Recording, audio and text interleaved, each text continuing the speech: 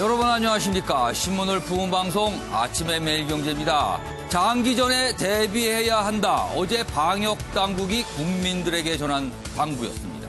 이미 2달을 넘게 보냈는데 더 길어질 수도 있다는 겁니다.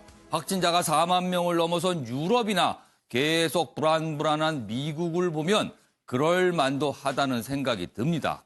우리는 한풀 꺾였지만요. 아직은 긴장을 늦출 때가 아닙니다. 오늘도 손 수시로 씻으시고요. 마스크 잘 챙기시기 바랍니다. 3월 17일 아침엔 매일경제 신문 1면부터 출발하겠습니다. 매일경제 1면입니다. 한국은행 금리 0.5%포인트 인하했습니다. 어제 오후에 임시로 회의를 열어서 이렇게 결정했습니다. 첫 제로금리 시대다. 기준금리가 0.75% 이런 적이 처음입니다. 내용 보면 미국 역시 1%포인트 인하했습니다. 그 뒤에 우리 한국은행도 이런 결정을 한 겁니다. 뉴욕 증시 오늘 마감이 됐는데요. 폭락을 했습니다. 이렇게 안정을 시키기 위한 조치를 취했지만 시장은 아직도 불안하다 이런 반응을 보이고 있습니다. 다음은 조선일보 보겠습니다. 성남에 있는 교회 은혜강입니다. 은혜강 교회 49명 확진됐습니다. 그리고 부천의 교회도 15명 예배 강행이 부른 집단 감염이 곳곳에서 나타나고 있습니다. 지금 정부 당국에서도 예배를 좀 자제해달라고 그렇게 당부를 했으나 강행한 곳이 있었는데 결국은 이런 일들이 벌어졌습니다.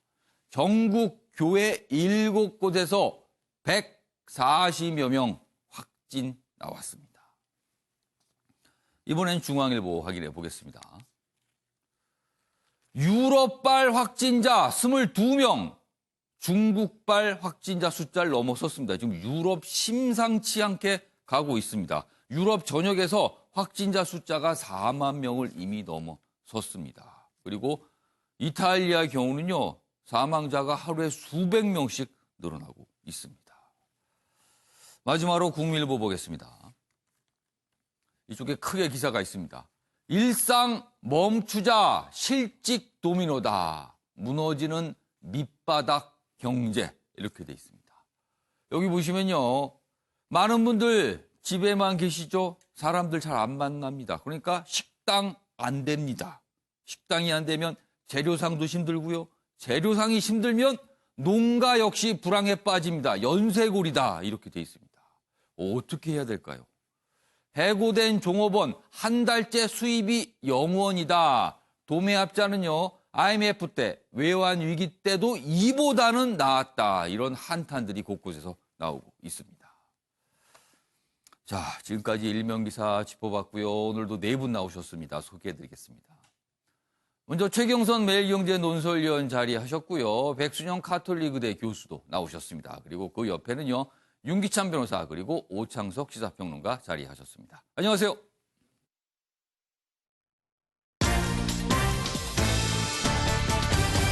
오늘날 주요 이슈를 정리했습니다. 3월 17일 아침을 여는 키워드 4가지입니다. 첫 번째 키워드, 소금물 분무기. 많은 분들이 깜짝 놀랐습니다. 이 장면을 보고요. 지금 이 소금물 분무기가 의심을 받고 있죠. 그다음에 두 번째 키워드는요. 한 달 마스크. 한 달 동안 마스크를 쓰라는 얘기가 아니고요. 한 달이나 사용할 수 있는 마스크가 개발이 됐습니다. 아직 시판은 안 되고 있습니다만 희소식입니다. 세 번째 키워드, 공천 쿠데타다. 이런 얘기가 지금 나왔습니다. 그동안 잠잠한 것 같던 야당의 공천. 그러나 이런 일이 어제 터졌습니다. 그리고 마지막 키워드는요. 빅컷입니다. 금리 인하 굉장히 큰 폭으로 내렸다. 그래서 빅컷이란 표현을 쓰고 있습니다. 자, 이렇게 4가지 키워드로 오늘 주요 이슈들을 정리했습니다. 그리고 첫 번째 이슈는요. 코로나19 집단 감염 또 터졌습니다. 보겠습니다. 지금요. 이 내용 어제 오후부터 많이들 들으셨을 것 같습니다. 소독을 한다며 분무기로 입에 소금물을 뿌렸습니다. 그런데요, 이거 잘못된 내용입니다. 처방이라고도 할 수 없습니다. 이건 아닙니다.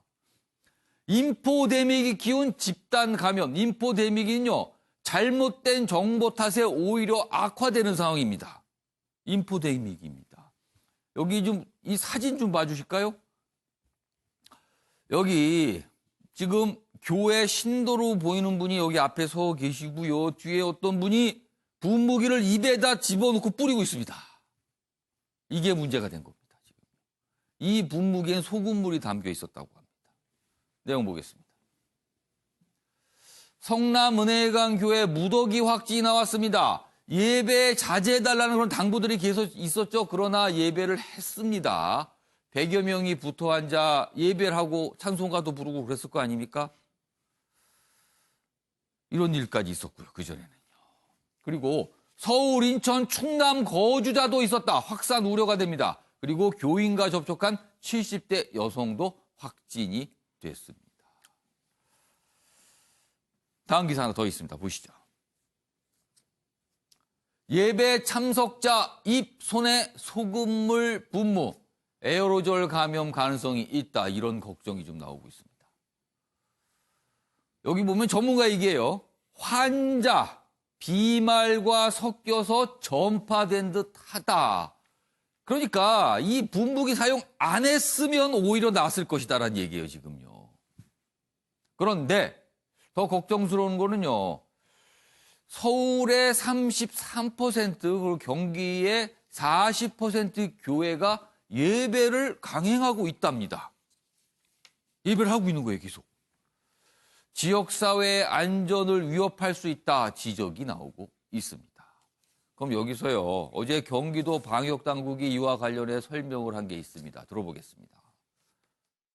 저희가 역학조사를 하다가 CCTV로 확인하게 되었는데, 그러니까 CCTV를 보니까 그 예배 오시는 분들에 대해서 그 소금물이 코로나 바이러스에 좋다라는 잘못된 정보 때문에 소금물을 그 분무기 통에 넣고 그거를 오시는 분들 한 분 한 분한테 다 입에 대고 분무기로 뿌려주셨어요.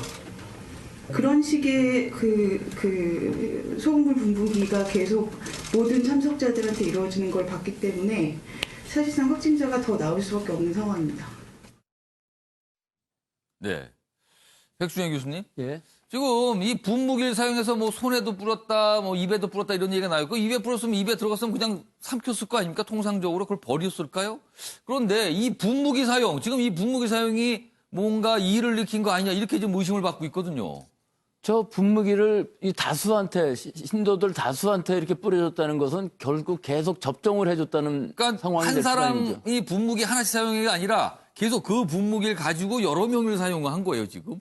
뭐 예를 들어서 소독제로 사독을 했든가 하면 입에 넣기도 어려웠을 것이고요. 예. 결국은 어떤 환자가 한 명 있었다면 계속 다른 사람들한테 전염을 시키는 결과를 가졌을 오히려 거고요. 더 사용을 안 하는 것보다 더 나빠졌다는 예. 수도 있다는 거네요. 또 한 가지 의문은 저 예. 지금 사진을 보면은 저게 예배당 아니거든요. 예. 보통 예배당 입구에서 뿌렸다 하면 화장실에 가서라도 뭐 뱉었을 텐데 예. 실제로 우리가 저런 생리식염수가 입안에 들어왔을 때 저걸 삼킬까요? 느낌보다는 보통 뱉는 게 많을 것 그럼 같은데. 여기 이 분무기로 입에다 이걸 뿌리신 분들은 어떻게 했을까요? 글쎄요, 그게 굉장히 궁금한 부분인데 저 입안에 들어온 저 생리식염수 한번 퍼센트는 그 정도 아주 독한 3%든지 이런 예. 바닷물 농도거든요. 예. 그건 굉장히 짜게 느껴지지만 1% 이하 거를 아마 줬을 것 같은데 예. 저 부분을 어떻게 했는지 예. 또 이거 자체가 상당히 주변을 더 많이 오염시켰을 확률이 있어요. 저 소금물에 의해서. 뭔가 그러니까 입안이 개운하지가 않으니까 조금씩 뭐가 이렇게 뱉어내는 행동을 할 수도 있고요. 뭐 여러 가지 가능성이 있습니다만 일단 이렇게 분무기로 뿌리는 장면은 CCTV 통해서 확인이 됐는데요. 그리고요. 여기 지금 인포데믹이라고 설명이 되어 있는데 소금물이 예방 효과가 있습니까? 없습니까? 이거 좀 설명해 주세요. 예방 효과는 뭐 전혀 없죠. 예방이라기보다 살균 효과는 전혀 없지만 예. 우리가 가끔 이제 가글 할 때 생리식염수 같은 것으로 가글해서 밖으로 뱉어내면 예. 뭐 안에 있는 병원균이라는 게 좀 나올 수는 있기 때문에 예. 씻어내는 효과도 있고 예. 우리가 코안을 세척한다든가 해서 좀 외부로부터 온 여러 가지 미세먼지라든지 이런 것들을 씻어내는 효과는 있지만 살균 효과는 전혀 없는 것이고요. 그럼 소금물이나 물이나 그냥 비슷한 겁니까, 그러면은? 뭐 다 비슷하죠. 뭐 우리 가글액이라 그러면 조금 살균 효과가 있을 수는 있지만 예. 이거는 전혀 다르고 또 저기서 한 가지 문제는 예. 안에 액체만이 문제가 아니라 저기 가만 보면은 지금 손에 예. 이거 입 주변을 다 닦고 있지 않습니까? 지금 이 사진 보면은 이 뿌리시는 분의 손이 입 네. 주변과 굉장히 가까이가 예, 있어요. 다 뭐 거의 다 닿을 거예요. 아. 그러면은 이 부분에 우리 얼굴에 손대지 말라는 거 똑같은 것이 예. 여러 사람을 접촉을 하는 그런 효과를 갖고 왔기 때문에 예. 이렇게 많은 사람들이 아마 감염된 이유가 저런 데 있는 것 같습니다. 결국 벌어지고 말았습니다, 지금요. 그러니까 이 상황에서 두 가지가 많은 분들이 지적하고 계십니다.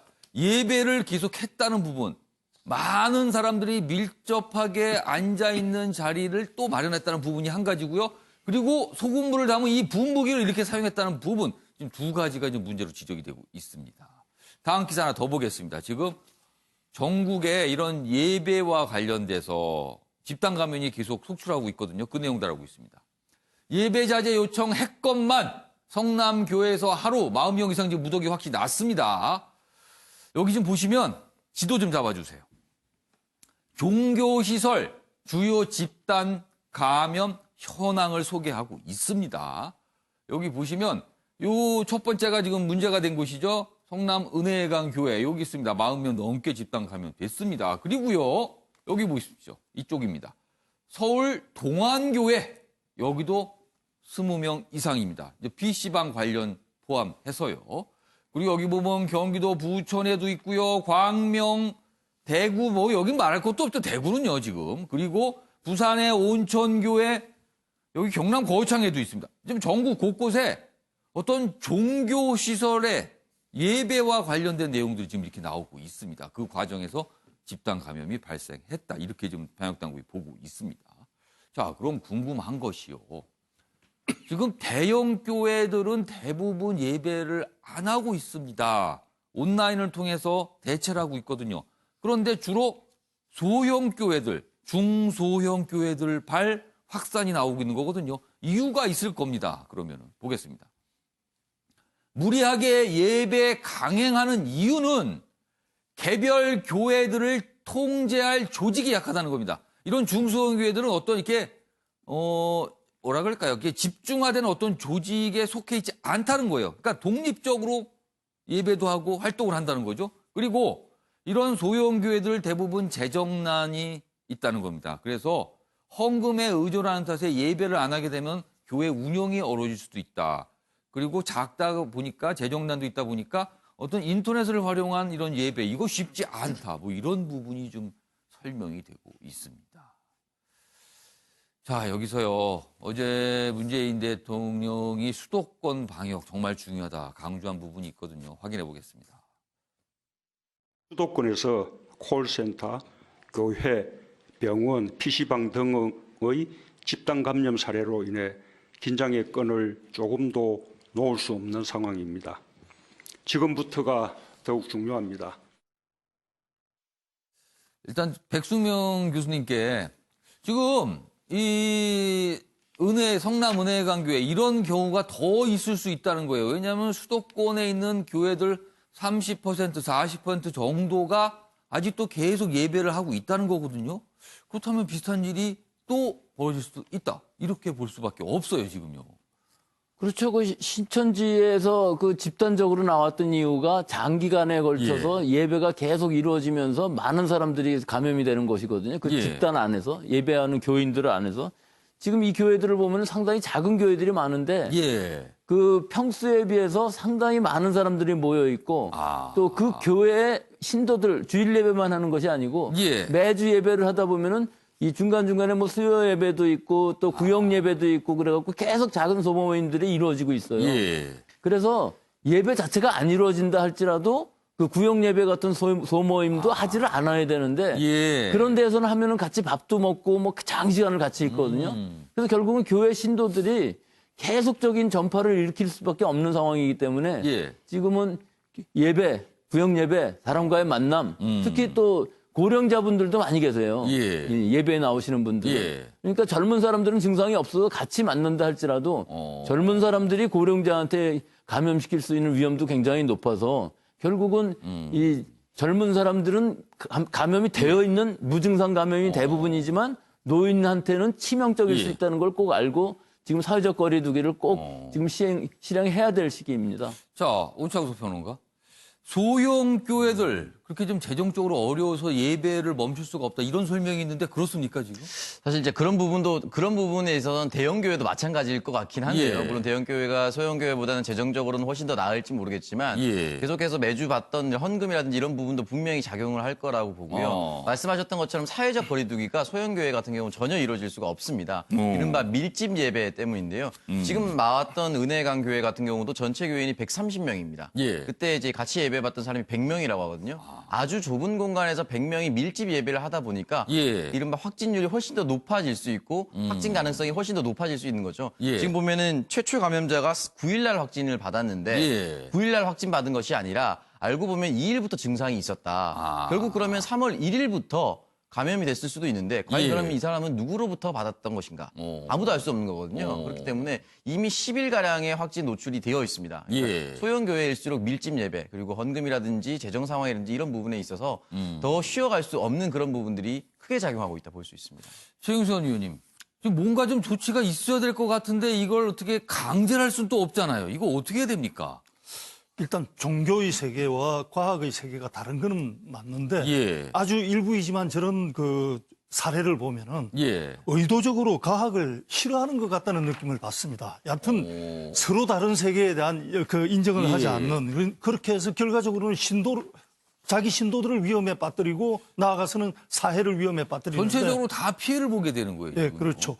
이 종교의 자유라는 거는 스스로 예. 믿을 수 있는 신앙의 자유는 당연히 보장을 하고 예. 충분히 보장이 돼야 되지만 그 신앙을 믿는 과정에서 이 신앙 실행의 자유에 대해서는 사회에 피해를 미치지 않는 한에서 해야 되겠죠. 우리가 아무리 집회 결사의 자유를 보장을 한다 하더라도 그것이 예. 사회에 피해를 미칠 때는 일정한 제재가 있듯이 예. 신앙의 자유는 완벽하게 보장을 한다 하더라도 그 실행에 있어서는 사실 그 이재명 도지사가 예. 집회 제한 행정명령을 동원하려고도 했지 않습니까? 예. 그런데 당장 총선이 있고 하다 보니까 예. 이런 데 대한 반발 같은 거를 우려해서 못하고 있는 걸로 알고 있는데 예. 저는 여하튼 신천도에 대해서 많은 비난이 있지만은 예. 신천도보다 이분들이 어떻게 보면 신천지요. 신천지. 예, 예. 신천지보다 좀 더 예. 주목해야 될 것이 예.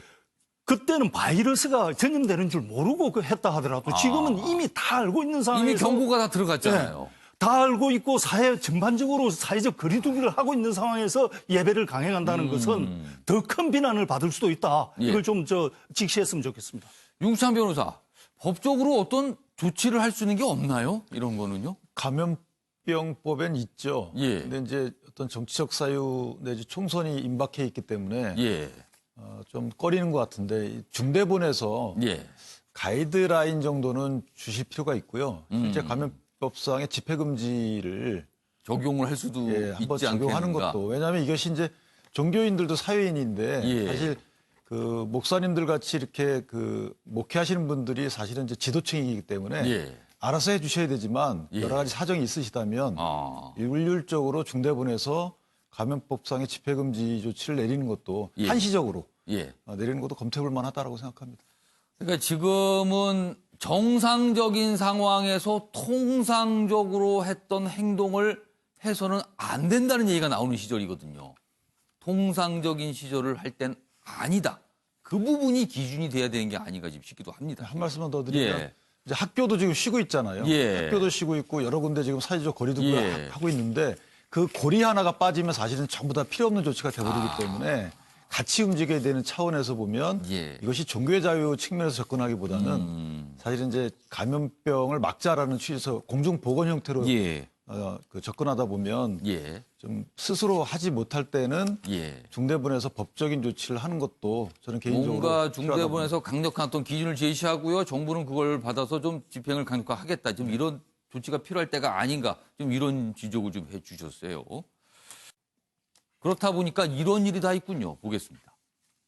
이탈리아 신문 많아야 3페이지 전 부고란이 11페이지로 늘어났다고 합니다.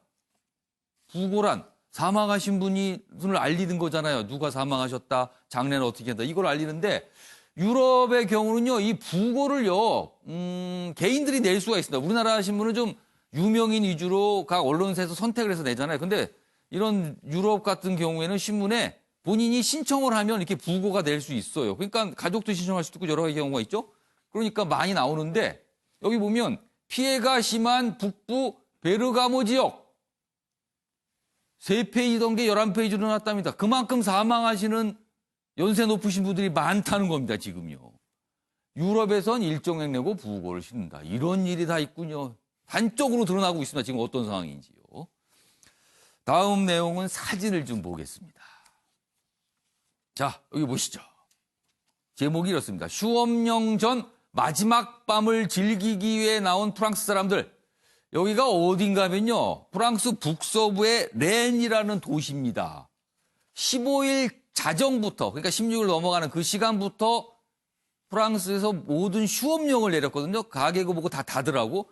그러니까 이제는 놀 수가 없으니까 마지막 밤을 불사르자 이렇게 나온 겁니다, 지금요. 그런데 보세요. 마스크 쓴 사람 한 명도 없죠? 다 술잔 들고요. 빽빽히 부둥켜 안고 이러고 놀고 있습니다. 이거 더 위험한 거 아닙니까, 지금요? 비상상황인데. 다음 사진 보겠습니다. 그 장소 비슷한 곳입니다. 뭐 카페 뭐 이런 데 사람이 빼곡합니다, 지금요. 휴업 전날 카페, 식당 등 찾는 발걸음 맞았다. 다음 날 프랑스 마크롱 대통령이 국민들에게 당부를 했습니다. 지금 전쟁을 하고 있는 거라고. 근데 전날 국민들은 이렇게 마지막 밤을 즐겼다. 이 사진이 또 프랑스, 유럽에서 좀 그래서 좀 논란이 좀 되고 있습니다. 백순영 교수님, 지금 상황에서 유럽에서 이렇게 밀집해서 사람들이 모여있으면 위험한 거 아닙니까? 예, 이 유럽 사람들은 원래 이 바이러스에 대해서 그렇게 공포가 처음에 없었던 것 같아요. 그래서 초기 대응이 굉장히 좀 잘못됐는데, 그러면은 유럽만 그랬을까? 예. 우리나라의 지금 상황은 과연 안 그럴까 하는 것을 보면요. 우리나라도 이런 곳이 있을 수 있다. 이런 곳이라기보다는 예. 우리 주말에 지금 젊은 사람들이 클럽 같은 데 모여서 하는 것을 보면 저는 똑같거든요. 사실 밖에서는 다 마스크 쓰고 다니지만 클럽 안에서 춤추면서 마스크 쓰는 사람 그다지 많을 것 같지 않고 그 상황이 아직까지는 젊은 예. 사람들이기 때문에 많은 환자들이 나오고 있지는 않지만 예. 이 대부분의 사람들이 무증상이든지 혹은 그 전혀 자기가 예. 병증이라 느끼지를 못하는 사람들이 대부분인데 본인들은 괜찮을지 몰라도 이게 지역사회 전파에 굉장히 중요한 역할을 할 수가 있는 것인데 예. 그런 부분이 굉장히 우려가 되고 있는 부분이 있거든요. 예. 실제로 뭐 밖으로 표면을 예. 쓰면 이런 잘 나타나지는 않지만 우리도 지금은 적어도 한두 주일 정도는 이 사회적 거리두기를 꼭 해서 저런 데나 노래방이나 뭐 PC방이든지 어디든지 지금 가지 않는 게 제일 중요한 시기인 것 같습니다. 알겠습니다. 예, 오창석 평론가. 짧게 좀 말씀드리면 일단 저런 형태가 계속 지속될 경우 유럽과 경제 위기가 전 세계에 영향을 줄 수가 있을 것 같은데 지금 보면 이탈리아 북부 접경지대가 스위스가 있습니다. 스위스가 지금 국가 비상사태를 선포했거든요. 예. 그래서 인접 국가인 프랑스나 오스트리아, 독일 이런 데에 입국 금지령을 내렸습니다. 입국 통제. 근데 이게 중요한 게 뭐냐면 유럽 EU에 같이 있는 나라들은 자유롭게 왕래가 가능합니다. 그렇죠. 조약으로서 자유롭게 다녀야 됩니다. 거기는요, 원래. 네, 그래서 이탈리아 북부에 있는 노동자들이 실제로 스위스에 출근을 해요. 그러니까 이탈리아 노동자들이 임금이 갑자기 끊겼고요. 스위스는 노동자가 갑자기 부족해져 버렸습니다. 서로 어려워졌네요. 서로 어려워졌습니다. 그래서 스위스는 지금 현재 긴급 병력을 투입해서 이 노동자를 메우고 있는 상황인데 이게 장기간 갈 경우는 전 유럽에 영향을 미치게 되겠죠. 그래서 이 사진이 오늘 언론에 꽤 많이 실렸는데 지금 프랑스요 확진자가 4,000명 넘어섰습니다. 지금요. 자, 다음은 미국 상황을 좀 보겠습니다. 이 부분에 대해서도 좀 궁금증을 가지신 분이 많은 것 같아요. 여기 보시죠. 미국 뭐 사재기가 지금 말도 못한다. 그런데요, 쌀, 생수, 해열제는 이해가 됩니다. 그런데 총하고 실탄을 사재기를 한답니다. 여기 가게 보시죠. 여기 건스 총 판다고 써 있죠. 여기 있습니다. 그리고 여기 보시면 나이브스 칼도 판다고 돼 있습니다. 근데 이렇게 사람들이 줄 서 있어요. 이거 구매하기 위해서 미리. 내용 좀 보겠습니다. 트럼프 대통령이 사재기가 너무 심하니까 걱정하지 마시라. 비축 다 돼 있다. 사재기 그만하라고 당부를 하지만 계속 사재기합니다, 지금. 그리고요, 이 총을 사는 이유가 이렇답니다. 내가 산 물건을 빼앗길지도 모른다는 두려움 때문에 그렇답니다. 2월 하순 이후 탄약 구매가 68%나 늘어났다고 합니다. 그러면은 미국 국민 다수가 지금 무장을 하고 있는 겁니까? 그럼 이렇게? 최영선 의원님, 왜 이렇게 총을 삽니까? 아까 프랑스의 모습도 그렇고 이것도 저는 일맥상통하는 바가 있다고 예. 보는데 심리적으로 불안정한 거죠. 예. 앞으로 무슨 일이 벌어질지 모르고 그러다 보니까 이 불안 심리를 반영하는 것들이 뭐 미국에서는 총기 사회다 보니까 총을 사러 달라가는 거고 예. 요즘 이제 뭐 코로나 블루라는 말도 나오는데 예. 우울함을 달래기 위해서 거리로 뛰쳐나오는 또 행동을 보일 수도 있는 것이고 예. 많은 것들이 어떤 불안 심리를 반영하고 있지 않나 싶습니다. 예, 백순영 교수님. 저 기사에서 약간 좀 다른 것이 총으로 왜 사느냐 예. 하는 문제인데 내가 산 물건을 빼앗기지 않으려고 하는 것보다는 사실 예. 미국 사람들의 심리를 보면은 지금 이 코로나가 동양에서 시작됐다고 그래서 예. 동양인을 굉장히 몰아넣고 인종차별을 하고 예, 있는 그런 상황이거든요. 일이 지금 곳곳에서 벌어지고 있습니다. 그러니까요. 결국은 동양 사람들이 총기를 많이 사게 되는 것이죠. 총기는 아무데나 살 수 있기 때문에 이 백인들로부터 흑인들로부터 또 신변의 위협을 느낄 수가 신변의 있다. 위협을 느낄 수 있으니까 그렇다고 그러고 또 하나 그 물건들 예. 중에서도 저기 써 있는 거 이외에 좀 신기한 것들이 예. 주방세제를 왜 이렇게 많이 사야 되는지 주방세제요. 예. 그리고 우리는 휴지 뭐 얼마든지 있는데 화장실용 휴지가 휴지를 그렇게 많이 산다고 휴지가 합니다. 완전히 다 없어졌다 그러고요. 예. 뭐 쌀 같은 음식물은 뭐 처음부터 예. 떨어진 건 이해가 되는데 예. 휴지라든지 이런 거는 사실 사는 데는 지장이 없는 얘기인데 예. 그게 왜 그렇게 중요한지를 잘 모르겠고 또 락스라는 것은 살균하기 위해서 쓰는 거니까 예. 뭐 그거는 충분히 이해가 됩니다만은 예. 이해가 안 되는 물건들도 상당히 많이 있습니다. 윤기찬 변호사, 지금 백수영 교수님께서 휴지를 왜 이렇게 많이 사는지 이해가 안 된다고 그러는데 아세요? 이유? 사실 제가 먼저 질문하려고 했어요. 휴지를 왜 이렇게 사는지 보니 그 마트에서 뭐 혹시 휴지를 다른 분 아시는 분 있으세요? 왜 휴지 많이 사는지? 근데 굳이 따지자면은 사실은 예. 이제 세제나 이런 부분에 있어서 휴지를 묻혀서 닦아내는 거죠. 주변에 있는 물품들 같은 그러니까 쓰임새가 일단 많다는 쓰임새가 건가요? 너무 많아요. 휴지 같은 아. 경우는. 네. 그러니까 그걸 좀 든든하게 갖고 있어야 안심이 된다 이런 생각일까요? 아무튼 사재기를 하는데 휴지도 다 사가고요. 실탄하고 총을 그렇게 많이 사간다 그래서 또 이렇게 기사로 좀 다뤄지고 있습니다. 자, 이런 상황에서요. 한 가지 의학적으로 좀 생각해 봐야 되는 문제. 과연 이게 되는 일인가? 이런 얘기가 좀 나왔습니다. 보겠습니다. 영국의 과학 당국자입니다. 코로나에 국민 60% 감염돼 집단 면역이 만들어지길 원한다. 이게 무슨 소리입니까 도대체 그럼? 감염을 차라리 많이 되는 게 낫다 이 소리입니까 지금? 당국자, 코로나 완벽한 봉쇄가 어렵다. 그러니까 차라리 집단 감염돼서 면역력 키우는 게 낫다. 이렇게 설명을 한 거예요. 그러자 언론에서는 수십만 명 죽게 하는 도박이다. 왜 그런가 하면 치사율을 1%로만 계산해서 국민 6%를 계산하면 어떻게 되는 겁니까 이게. 그 숫자도 어마어마하다는 거죠. 도대체 이게 말이 되는 소린가 이런 지적이 나옵니다. 내용 보면요. 어떤 분이 얘기했는지 좀 보겠습니다. 영국 정부의 최고 과학 보좌관인 패트릭 밸런스라는 사람입니다. 방송에 출연해서 이런 얘기를 합니다. 정부는 국민의 60%가 코로나 바이러스에 감염돼 집단 면역이 만들어지길 원한다. 그리고 또 이렇게 얘기합니다. 짧은 시간에 많은 사람이 감염돼 병원에 환자들이 쇄도하는 상황을 피해야 한다. 그리고요, 이쪽입니다. 감염자 절대 다수가 가벼운 증상을 보이기 때문에 집단 면역을 만드는 게 가능할 수 있다. 백수영 교수님, 이게 무슨 소리입니까?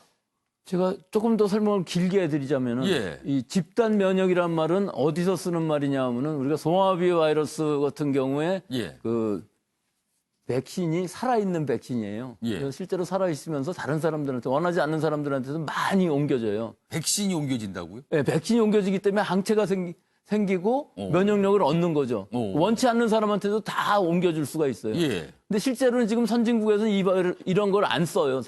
후진국에서는 쓸 수밖에 없는 것이 굉장히 싸기 때문에 쓰거든요. 아. 이 이유는 뭐냐면은 그 원치 않은 사람들 중에 혹시 면역력이 떨어져 있는 사람 진짜 소아비가 걸릴 수 있어요. 그래서 이런 허드 이뮤니티란 말을 쓰는 거거든요.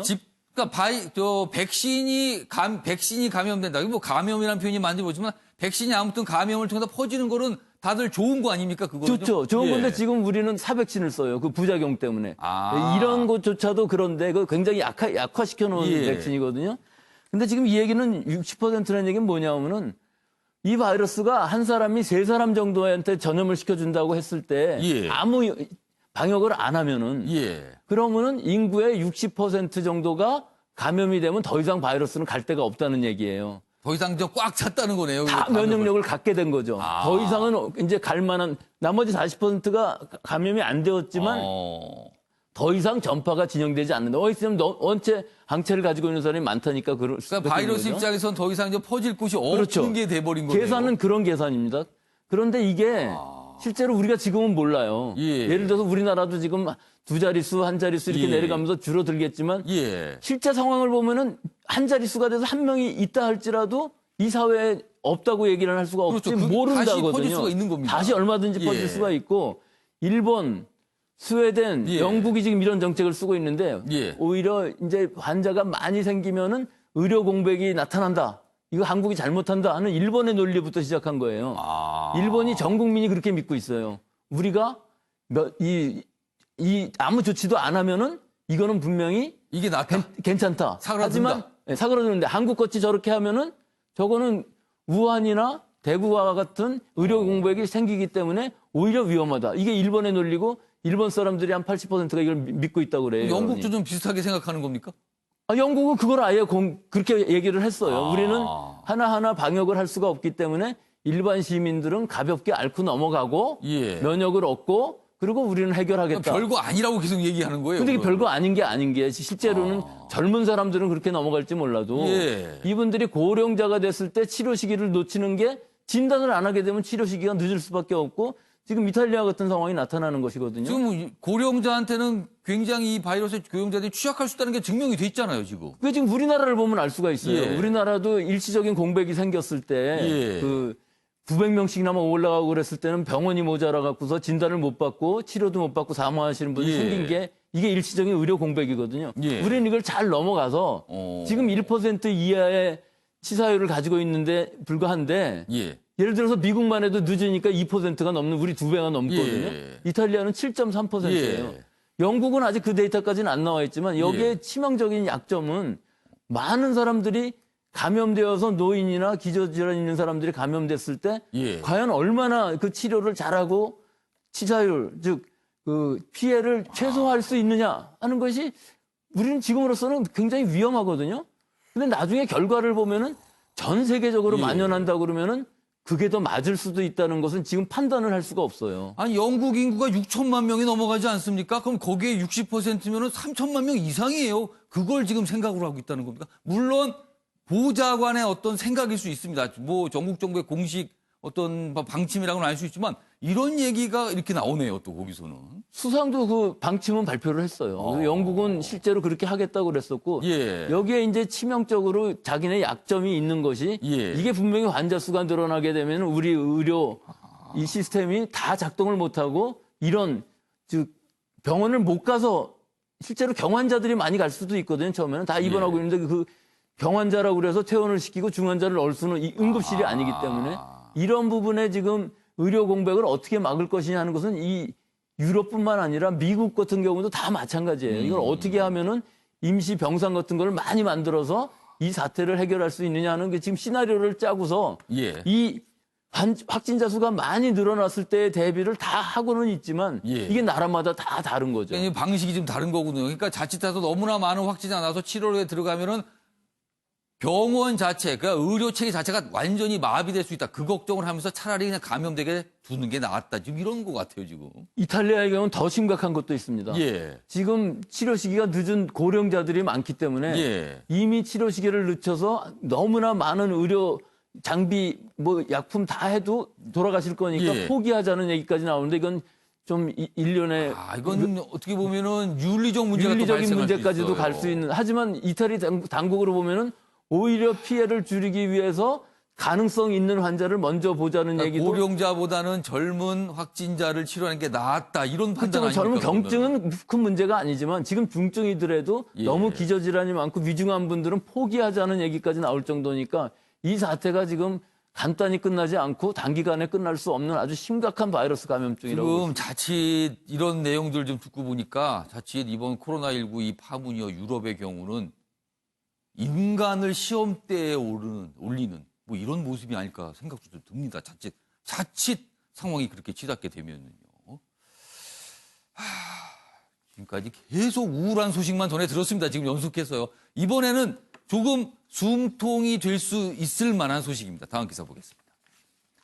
빨아서 쓰는 한 달 쓸 수 있는 마스크 나온다. 한 달을 쓸 수 있는 마스크입니다. 카이스트 연구진 나노 섬유 이용한 마스크 필터를 개발했습니다. 이거는 물에서 빨아 쓰면요 20번 정도는 거뜬하게 사용할 수 있답니다. 20회 이상 세탁해도 KF80, KF80의 성능을 유지할 수 있다고 합니다. 그럼 그냥 쓰면 됩니다. 한 번 쓰고요 물로 잘 빨아서 말려서 쓰시면 되는 겁니다. 식약처 승인 후 이르면 4달 말에 양산이 가능할 수 있다. 이런 얘기인데요. 여기 사진을 보겠습니다. 여기 보시면 이게 이 하얀 게 필터입니다. 필터. 여기 사진 좀 보여주세요. 요게 필터인데 요거를 사용하는 건데 이게 물에다 세척을 하면은 크게 바뀌지 않는답니다. 그리고요 여기 보시면 여기는 천으로 된 마스크인데 그 사이에 이 필터를 끼면 되는 겁니다. 그리고 요 필터를 다시 헹구고 사용하고 한 달을 사용할 수 있답니다. 그럼 지금 마스크 대란 해결될 수 있습니다. 이게 시판이 되면요. 자, 그럼 여기서요 관련 영상이 있습니다. 확인해 보겠습니다. 그 에탄올의 얘를 살균하겠다라고 하면은 에탄올이 닿는 순간 정전기 기능이 사라져서 필터 효율이 거의 60% 이하로 떨어지게 됩니다.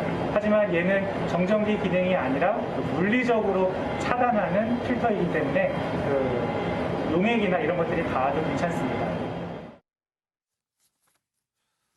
근데 좀 기다려야 됩니다. 일단 개발은 했지만 양산 그리고 중간에 허가도 받아야 되거든요. 이거 빨리 좀 나왔으면 좋겠네요. 예, 저거는 뭐 빨리 허가는 받을 수 있을 것 같고요. 예. 문제는 이제 얼마나 빨리 생산할 수 있냐 그런 예. 문제고 이 마스크는 사실은 우리가 그 미세먼지 같은 것들 예. 흡착하는 예. 그 작용 기전 자체가 다른 거죠. 예. 정전기에 따라서 먼지가 이렇게 붙는 것처럼 하는 것이 우리 지금 필터고 예. 지금 이 상황은 나노 필터라는 개념을 이용해 갖고 물리적으로 못 들어오게 하는 것이기 때문에 에탄올을 준다든지 해도 뭐 정전기랑 전혀 다른 아예 그냥 기전으로 봉쇄를 하는 그 효과가 예, 있는 거군요. 그런 상황입니다. 예.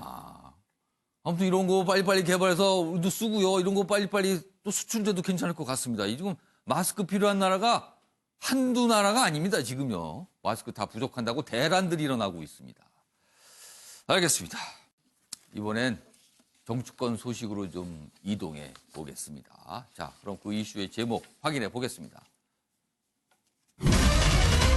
다시 시험대에 오른 황교안 대표. 지금요, 내용이 이렇습니다. 한선교의 발칵, 홍준표의 작심 비판. 뭐 이런 내용들이 지금 나와 있습니다.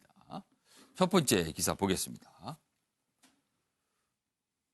지금 미래통합당의 위성정당이라고 할 수 있죠. 미래한국당, 비례대표 국회의원 후보자 공천 명단을 어제 공개했는데 나오자마자 엄청난 반발들이 있었습니다. 그 내용입니다. 한선교 마이웨이 공천에 발칵했다.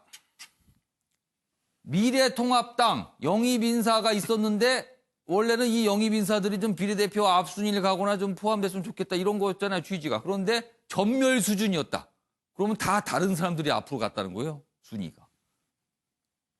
여기 보면 뭐 한선교 대표가 영입한 인사들이 뭐 비례 1번을 받고 황교안 대표가 영입한 윤주경 21번 등 21번이면 이게 비례대표 당선이 될랑 말랑 뭐 이런 번호거든요. 그리고요.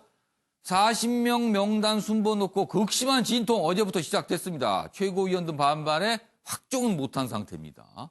그러자 미래통합당 재논의해달라 이런 입장문을 내기도 했습니다. 관련 기사 하나 더 있습니다.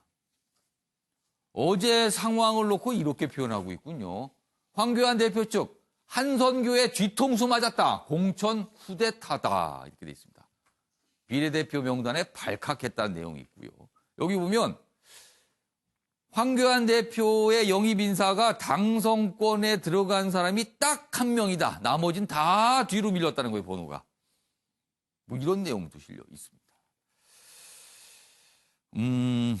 이걸 어떻게 봐야 되지? 일단 윤시찬 변호사, 이거 어떻게 된 겁니까? 지금 상황이요.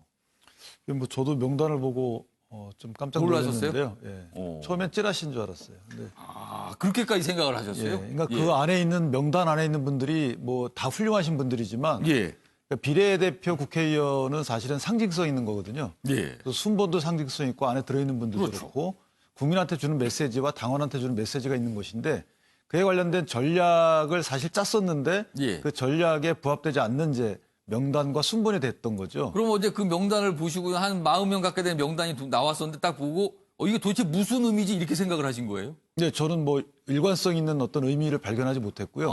뭐 그렇게 상당수 분들이 그런 뉘앙스를 좀 받았다. 예. 이래서 당에서는 좀 많이 발칵 뒤집혔다라고 표현할 정도로 예. 여러 가지 말들이 많았고요. 그러면 이거 오늘 어떻게 될 것 같습니까? 근데 제가 미래한국당의 당헌은 봤는데 예. 당규는 아직 못 봤어요. 예. 당헌상에는 최고위가 이걸 결정하게끔 돼 있고 예. 3분의 2 이상 제의 요구하게 되면 공관위가 최고위가 이것을 거부할 수 없다라는 조항은 아직 제가 발견하지 못해서 그러니까 당헌 당규에 의한 처리보다는 사실은 이제 좀 여러 가지 루트를 통해서 상의를 통해서 예. 조금 조율할 필요가 있지 않나. 사실은 이게 미래한국당이지만 사실 미래통합당하고 밀접한 관련이 있는 거잖아요. 지금 미래통합당에서는 발끈한 거 아닙니까 지금? 왜냐하면 위성정당이라는 좀 평가도 받고 있지만 예. 사실상 미래통합당에 대한 지지하시는 분들이 그렇죠. 거기에 또 비례대표 예. 투표를 하시기 때문에 예. 전략적 측면에서는 사실은 공조가 불가피한 면이 있어요. 그런데 한송교 대표의 어떤 결정이라고 지금 다들 분석이 되는데 왜 그런 겁니까? 한송교 대표는 왜 이런 명단이 나오게끔 하게 만든 겁니까? 그건 이제 한성규 대표한테 물어봐야 되는데요. 예. 실제 한성규 대표가 영입한 시점 이후에 예. 들어오신 분들하고 예. 그 이전에 그 들어오신 분들하고 그 순위나 이런 배치를 보면 예. 많이 차이가 나기 때문에 예. 저런 평가가 나오는 것 같고 어쨌든 미래통합당과 미래한국당이 별개의 정당이지만 예. 지지하는 유권자층이 사실 겹치기 때문에 예. 그런 측면에서는 전략적 연대는 반드시 필요하다. 그래서 좀 조정할 필요가 있다고 생각합니다. 그러니까 지금 앞서 본 두 개 기사의 내용은 미래한국당, 위성정당, 미래통합당의 위성정당으로 통하는 미래한국당의 비례대표 공천 명단을 보고 황교안 대표가 발칵했다, 깜짝 놀랐다, 경로했다, 뭐 이런 내용이거든요. 이런 상황에서 다음 기사가 있습니다. 보시죠. 이 상황은 어제 이 비례대표 명단이 공개되기 전에 오전 사항이었어요. 황교안, 선대위 직접 지휘한다. 공천 갈등 수습, 발등에 불이다. 김종인 전 대표 영입을 하려고 했는데 무산됐죠. 결국은 그래서 황교안 대표가 총괄 선대위 대표. 본인 스스로 원톱이 된 거예요. 본인이 길 끌고 가겠다라고. 그러면 일각에서는 지역구도 해야 되는데 선대위도 끌고 가면 이거 어떻게 되는가 뭐 이런 궁금증도 나오고 있습니다. 자, 그런데요. 어제 황교안 대표가 이런 얘기도 합니다. 공천 탈락 후 무소속 출마하는 걸 강하게 비판합니다. 지금 곳곳에서 무소속 출마가 있거든요. 그러자 홍준표 전 대표 종로에나 집중하라. 쓸데없이 간섭 마라. 또 이렇게 또 반발하는 모습이 있어서 황교안 대표가 역시 이 부분에서 또 시험대에 올랐다. 이런 분석 나오고 있습니다. 자, 관련 영상 확인해 보겠습니다. 일부 책임 있는 분들이 당의 결정에 불복하면서 자유민주 대열에서 이탈하고 있습니다. 총선 승리라는 국민 명령에 대한 불복입니다. 절대 있어서는 안 될 일입니다. 지역을 수시로 옮기면서 억지로 명분을 찾는 모습은 우리 당의 위상을 떨어뜨리고 정치 불신만 더 키울 뿐입니다. 넓은 정치를 부탁드립니다. 자, 넓은 정치를 부탁드립니다. 그러면서 무소속 출마에 대해 비판했죠? 다들 압니다. 누구를 들으라고 한 소리인지. 그러자 그 소리를 들으신 분이 반응을 보입니다. 여기 있습니다. 홍준표 전 대표. 본인의 페이스북에 글을 올렸는데요. 이 아랫부분 잡아주세요. 그대는 이제 그만 입 다물고 종로 선거에나 집중하라. 그대의 정치력, 갈팡질팡 리더십 보고 투표할 국민은 아무도 없다. 엄청난 뭐라 그럴까요? 이게 엄청난 비판입니다. 지금 이렇게 반발하고 있습니다. 자, 최경선 의원님. 황교안 대표 두 가지의 지금 시험대에 올랐다. 하나는 비례대표 공천과 관련된 부분, 그리고 무소속 출마들의 어떤 반발. 이거 어떻게 수습할 수 있을까요? 일단 뭐 황교안 대표 입장에서는 야당에서 저 위성 정당을 가지고 여당의 뒤통수를 쳤는데 예. 그 자기가 만든 위성 정당이 다시 자기의 뒤통수를 친 격이라. 그래서 아까 나온 게 이제 그렇죠. 한성교 대표가 뒤통수를 친 거죠. 예. 근데 사실은 한성교 대표 입장에서는 불출마 선언도 했고 이제 예. 정치 은퇴 길만 남았는데 예. 마지막으로 뭔가 보여주고 싶다는 욕심이 생긴 것 같아요. 그래서 마지막에 아주 자기의 정치를 강하게 한 것 같은데 예. 황교안 대표 같은 경우에 한성교 그러면은 대표와 무슨 어떤 그 사전에 예. 어떤 신뢰관계가 있었는지 예. 최소한의 신뢰관계도 없이 그러면은 위성정당을 맡긴 건지 그러게요. 황교안 대표의 그 인사 스타일이 예. 애초에 정치권에 처음 들어왔을 때 한성교 사무총장을 임명했었죠. 첫 인사였죠. 예.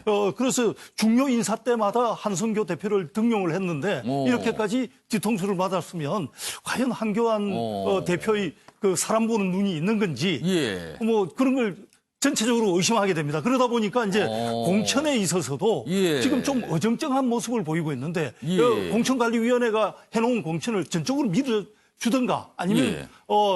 선을 완전히 긋든가 해야 되는데 어느 정도 지금 어정쩡한 모습을 보이면서 황교안 대표의 전체 맥락에서 본다면 사람 보는 눈에 대해서 조금 좀 교배가 가우뚱해지는 국민입니다. 자, 오창석 평론가. 지금 최영선 의원께서 설명하신 황교안 대표 리더십 관련 부분을 홍준표 전 대표가 파고든 것 같아요. 그래서 일각에서는 황교안 대표와 홍준표 전 대표 총선 결과 그리고 그 이후의 상황까지들 생각하고 있는 거 아닌가. 뭐 이런 분석까지 좀 어떻게 보면 굉장히 앞선 분석인데 이렇게 얘기도 나오고 있습니다, 지금. 사실 두 사람이 유력 대선 후보죠. 예. 지금 차기 대선 후보로 분류되고 있는데 예. 지금 만약에 비례대표가 이대로 확정될 경우에는 예. 황교안 대표에게 유리할 것이 하나도 저는 없다고 생각합니다. 일단은 저는 기존의 보수 정당이 새누리당부터 비례대표 정도는 굉장히 잘 뽑았다고 생각을 하거든요. 2012년에 보면 이자스민 의원을 굉장히 빠르게 등용해서 다문화에 대한 인식을 널리 전파했습니다. 그렇죠. 아무리 새누리당이 싫다 하더라도 거기에 대해서는 인정을 했거든요. 예. 2016년에 1번은 송희경 의원입니다. KT 통신업계 최초의 여성 임원이었어요. 굉장히 상징성이 크죠. 예. 그런데 지금 보면 1번이 최근에 방송통신심의위원회에서 행정 지도를 받은 조수진 기자였어요. 대깨문 대깨조라는 발언을 했어요. 그리고 지금 보면은 2번에 예. 신원식 예. 참모총장, 그리고 7번에 이영 벤처협회장. 예. 2016년에요. 예. 새누리당 비례대표 22번, 30번 받았던 분들입니다. 회전문 인사예요. 예. 좀 참신함도 없고 회전문 인사를 하는 비례대표 명단은 좀 처음 봤습니다. 결국은 저는 이게 당대표는 권한을 가지고 있지만 예. 결국 신인 정치인의 한계라고 저는 생각합니다.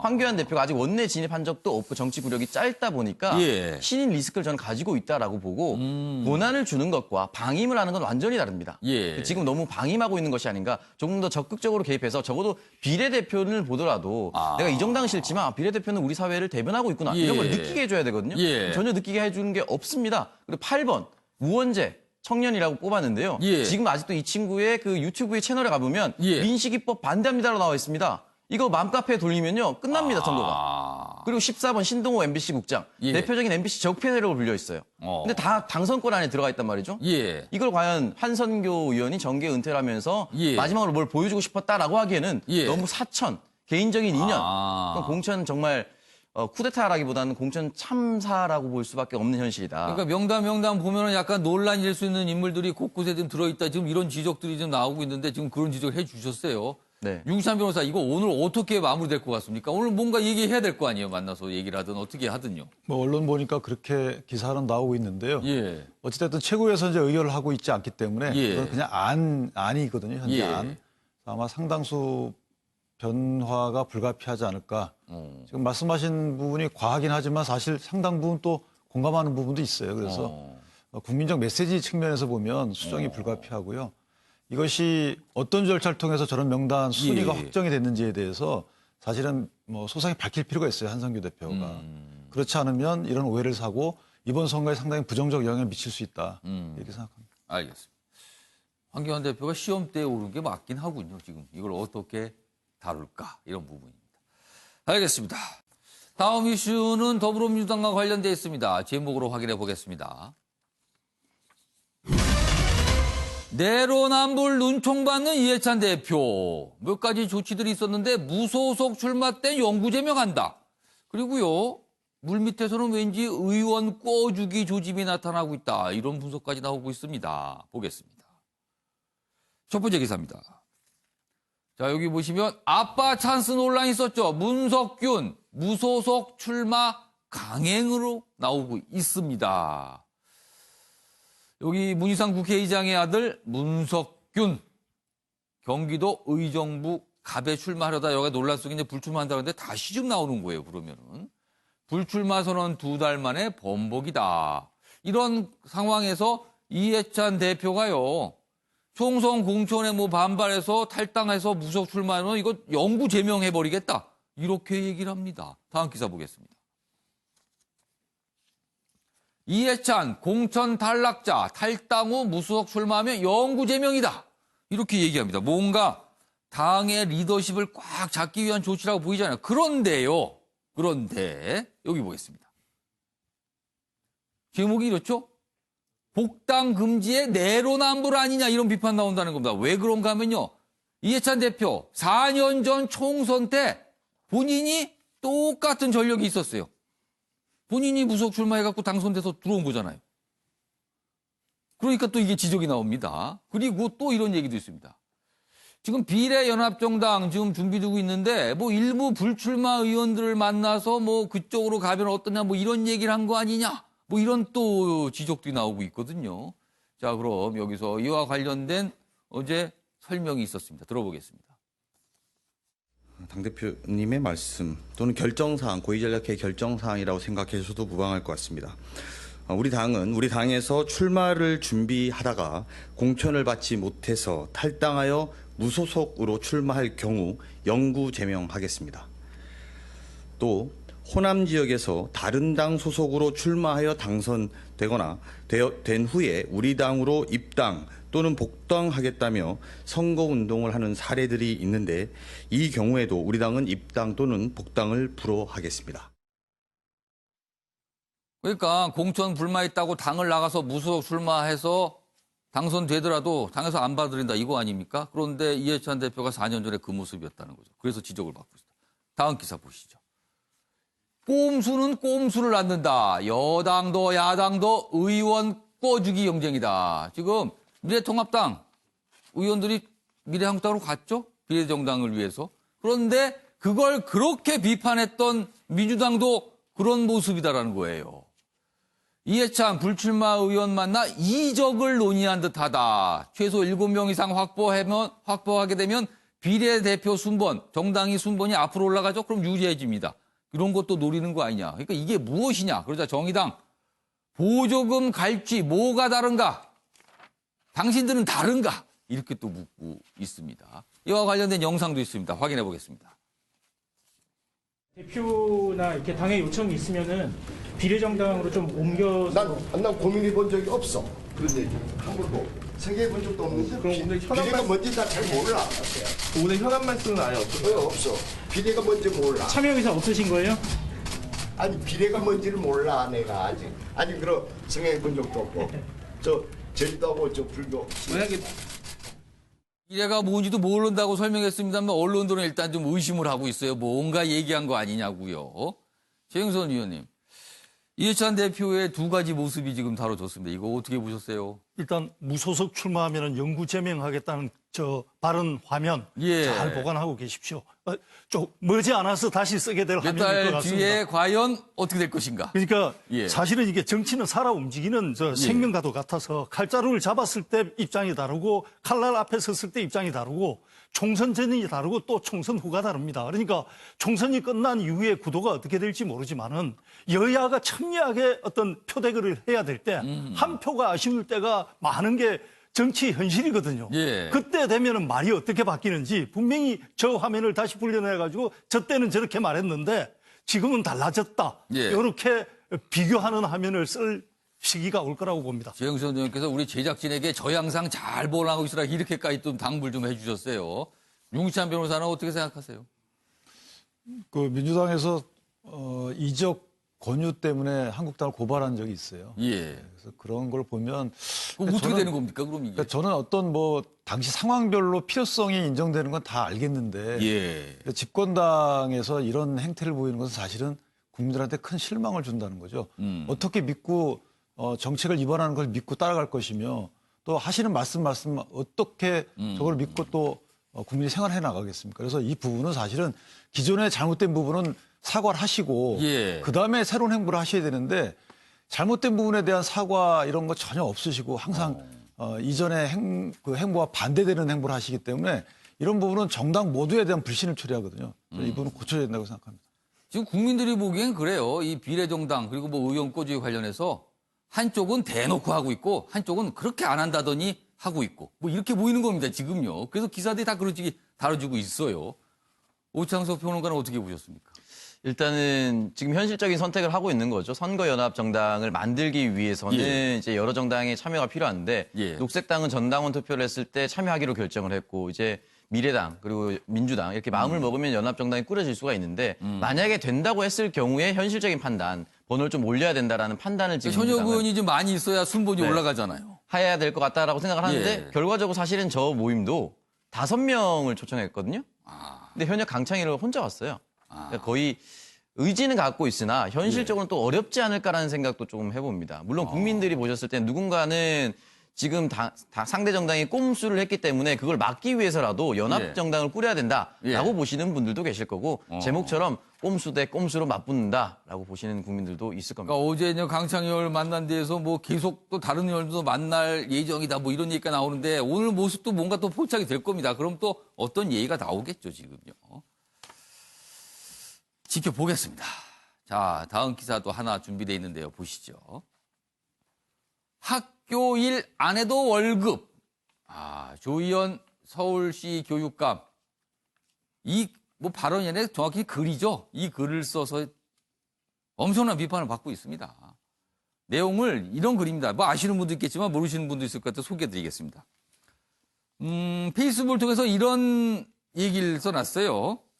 학교에는 일 안 해도 월급을 받는 그룹과 일 안 하면 월급을 받지 못하는 그룹이 있는데 뭐 후자에 대해서는 계약이 추가로 연기된다면 비상한 대책이 필요하다. 뭐 내용상으로는 뭐 이런 걸 보고 있구나. 그런데 일 안 해도 월급 받는 그룹, 일 안 하면 못 받는 그룹 이렇게 딱 나눠 보니까 이 앞부분에 이거 뭐야 내 얘기하는 거야 지금 뭐야 이렇게 지금 화를 나게 만든 거예요. 그러자 어제 기자회견 통해서 사과를 했습니다. 불필요한 논란 만들어서 죄송하다. 그러나 뭐 교총 등 하여튼 이 교원 단체들 지금 거세게 반발하고 있거든요. 뭐 사과 촉구도 하고 뭐 여러 가지 얘기가 지금 나오고 있습니다. 어제 조희연 교육감의 모습 확인해 보겠습니다. 저의 작은 댓글이 소명과 자부심으로 직에 임하고 계시는 선생님들의 자부심을 무너뜨렸다는 생각에 한숨도 잠을 이루지 못했습니다. 여기에 오로지 사명감으로 개인적인 희생까지 감수하며 묵묵히 자리를 지키고 계시는 분들이기에 저의 이번 실수가 더욱 아프게 다가옵니다. 제 표현에 상처받은 선생님들께 다시 한번 사과의 말씀을 드립니다. 최영수 의원님, 그냥 학교에서 이 방학이 계속되면은 이제 급여를 못 받으시는 분들이 있습니다. 이분들 좀 어떻게 해야 되나 이렇게 했으면 되는데 앞에다가 하나를 붙였어요. 뭐 일을 안 해도 월급 받는 그룹이 있다고 이러니까 이게 아니 뭔가 이렇게 갈라치는 거냐 지금 뭐 이런 또 비판이 나옵니다. 결과적으로는 그런 오해를 충분히 살 수 있게 됐고 교사분들이 분노하시는 것도 이해는 되는데 저는 뭐 조희연 교육감이 그런 의도로 저런 표현을 했겠나 비정규직의 서름을 얘기를 하다가 취지는 지금, 거기에 있었는 것 같아요. 지금 말씀하신 대로 실수고 실언이라고 저는 생각을 합니다. 그래서 저렇게 사과를 했으니 빨리 이런 어떤 말꼬리 잡기나 이런 것보다는 저런 뭐 사과를 받아들이는 게 무난한 이 정도에서 이제 수습이 되는 게 맞을 것 같다는 말씀이시네요. 수습이 아닌가 싶습니다. 평론가. 저는 뭐 이번에 혼날 때 좀 세게 많이 혼나야 된다. 저는 그렇게 생각을 하고요. 왜냐하면 일단 결국은 정규직과 비정규직을 좀 나눠서 이야기를 하려고 했던 것 같아요. 근데 사실은 교육은 미래를 위한 거거든요. 예. 미래 세대가 봤을 때 아니 정규직은 일 안 해도 돈 받는 직업인가? 이렇게 생각할 수가 있단 말이죠. 그리고 정규직에 들어가지 못한다면 예. 내 인생에서 미끄러진다라는 공포감도 가지고 있는 게 젊은 세대입니다. 예. 근데 그런 젊은 세대의 마음 또는 젊지 않더라도 다른 연령들까지 충분히 헤아리지 못한 예. 해당 영역에 있는 교육감이 이런 얘기했다는 것은 좀 충분히 사과를 해야 되고 앞으로 조금 더 문매를 더 맞아야 된다 저는 그렇게 생각합니다. 아무튼 논란이 됐는데 어제 사과했습니다만 오늘 이 교원 단체들이 어떤 반응을 보일지 한번 지켜보겠습니다. 지금 경제 분위기가 굉장히 나빠졌잖아요. 그러니까 어제 한국은행이 금리를 내렸습니다. 보시죠. 경기 위축 장기화할 것이다. 한은 가보지 않은 길을 택했다. 가보지 않은 길이라는 거는 0%대 기준금리를 말합니다. 예상보다 큰 폭이다. 0.5%포인트 금리를 인하했습니다. 그리고 원래 금통위원회 여는 때가 아니에요. 임시로 어제 오후에 갑자기 열은 거예요. 그리고 급하게 내린 셈이죠. 임시 개최한 건 역대 3번째. 그런데요. 일단 그래프 좀 봐주실까요? 우리나라하고 미국의 기준금리가 있는데 우리나라 여기 파란색입니다. 쭉 보시면 뭐 2%에다 좀 내려가죠? 여기를 봐주세요. 어제 갑자기 1.25에서 여기 있습니다. 1.25에서 0.75로 뚝 떨어뜨린 거, 뚝. 그러면은 0.5% 굉장히 큰 겁니다. 이 정도면요. 그리고 미국은요, 무려 1%포인트를 내렸습니다. 그냥 뚝 내렸습니다. 0이죠? 우리나라는 이렇게 수치로 제시합니다. 근데 미국은 이렇게 구간으로 제시를 하거든요. 0에서 0.25%. 굉장히 낮은 겁니다. 더 이상 내려갈 데가 없어 보여요. 내용 보겠습니다. 이쪽입니다. 여기 보시면 저금리 장기화로 유동성이 넘치는데 금리를 이해한다고 무슨 효과가 있을 것인가? 뭐 이런 거예요. 기대만큼 부유한 효과 날지 미지수다. 이렇게 금리 내렸는데 미국이나 유럽 증시가 폭락을 또 했거든요. 다음 기사 보겠습니다. 한은 주요국 돈풀자 뒷북으로 금리를 내렸다. 그러자 이렇게 의견이 맞서고 있습니다. 경기 부양 안 된다 이거 가지고. 아니면 그래도 줄도산은 막을 수 있을 것이다. 왜냐하면 돈값이 싸지니까 빌리기가 편해지는 거 아니냐. 뭐 이런 지적 나오고 있습니다. 자, 그럼 여기서요. 어제 한국은행 이야기 들어보겠습니다. 전망은 이제 2.1%로 내놓은 바가 있습니다. 그때는 이제 한 3월쯤이 정점이 되고 그 이후로는 약간 진정되는 그런 시나리오를 가정을 했고, 그다음에 그때는 그 코로나19의 확산 정도를 저희들이 이렇게까지 그 전 세계적으로 빠른 속도로 늘어나주는 그런 사실 예상 외였습니다. 코로나 바이러스 가 실물 경제와 금융 시장에 미치는 영향이 그 과거 어느 때보다도 크고 또 조금 좀 뭐 엄하다고 할 거예요. 그렇게 생각을 하고 있습니다. 자, 금리 인하 결정 0.5%포인트입니다. 굉장히 크죠. 그래서 B컷이라는 표현을 씁니다. 크게 잘라냈다는 거죠, 금리를. 최영선 의원님. 지금 효과에 대한 의견들이 분분합니다. 과연 어떤 효과 기대할 수 있을까요? 아니면 기대할 수 없는 겁니까? 설명 좀 해주세요. 일단 원인이 바이러스에 있습니다. 예. 그러니까 경제 문제야 경제적 해법으로 풀 수가 있는데 예. 원인이 바이러스에 있는데 돈으로 바이러스를 죽일 수 있는 게 아니지 않습니까? 그러니까 지금 현재 그 금리를 많이 내렸습니다. 미국 같은 경우에는 2008년 예. 글로벌 금융위기 때 수준으로 내렸습니다. 예. 그러니까 할 수 있는 걸 다 한 겁니다. 예. 우리 한국은행 같은 경우에는 2008년 글로벌 금융위기보다 더 내렸습니다. 더 내렸지만 주식시장이 안정이 안 되는 이유가 두 가지 측면이죠. 금리를 내린다고 이 글로벌 단절 현상이 사라지느냐. 바이러스 때문에 글로벌화가 지금 단절되고 있는데 공급이라든지 생산이 중단되고 있는데 돈을 푼다고 해서 해결이 안 되는 거 아니냐. 그럼 그거네요. 돈이 있다고 해외여행 갈 수 있는가? 못 간다는 거네요. 그렇죠. 지금. 그 측면하고 그리고 2008년 글로벌 위기 수준으로 그럼 금리를 다 내렸으니 앞으로는 무슨 수단이 있느냐. 또 이런 불안감 하나. 더 이상 쓸 게 없다. 예. 이게 지금 결합돼서 벌어지고 있는데 교수님께 꼭 여쭤보고 싶은 게 정말 이 백신이 언제 나오느냐. 백신이 빨리 만들어져야 이 어떤 전체적인 위기의 판에서 답을 찾아 나갈 수 있지 않나 싶습니다. 그러니까 지금 바이러스 때문에 문제가 일어났는데 이게 금리를 만진다고 바이러스가 없어지는 거 아니다라는 거잖아요, 지금. 지금 그렇습니다. 지금 코로나19 이 파문 때문에 공장이 잘 안 굴러가고요. 사람들이 나와서 돈을 써야 되는데 무서워서 못 쓰고 있습니다. 돈 있어도 쇼핑도 못하고 여행도 못 가는 겁니다, 지금요. 다음 기사 보겠습니다. 그러니까 이런 부작용이 생겨요, 지금. 친동생 같던 직원에게 보름만 쉬면 안 될까? 사장님이 이렇게 얘기를 하는 거예요. 조심스럽게. 가게 주인은 울었다. 있던 직원 진작에 자른 곳은 온 가족이 매달렸는데 깡통이다. 아무것도 없다. 그리고 착한 임대인 일부 있다고 하지만 그렇게 다수는 아니라는 겁니다. 지금 최저임금, 주 50시간 여러 가지 제한이 있었죠. 그러다가 이것까지 겹치니까 사장님들, 자영업자분들 정말 어렵다는 거죠. 여기 보시면 여기 있습니다. 이 가게 주인 울었다는 내용입니다. 장사가 너무 안 되는데 보름만 쉬면 안 될까?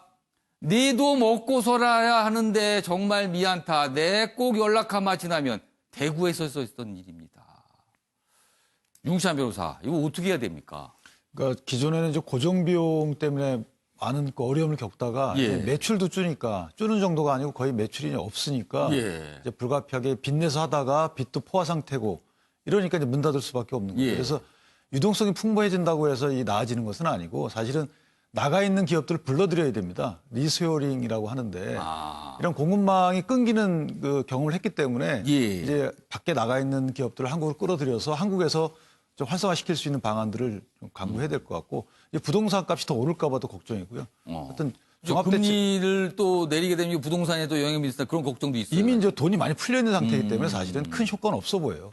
다만 외국으로 자금 유출이 안 될 것을 기대하고 하는 것 같은데 좀 제한적이다 효과가 이렇게 생각합니다. 자, 백수영 교수님, 방금 전에 최영수 의원께서 질문하셨는데 근본적인 해결 방법은 코로나19에 대한 공포가 사라지면 됩니다. 그 방법은 백신이 나오거나 치료제가 나오면 되거든요. 이거 지금 어떻게 되고 있습니까?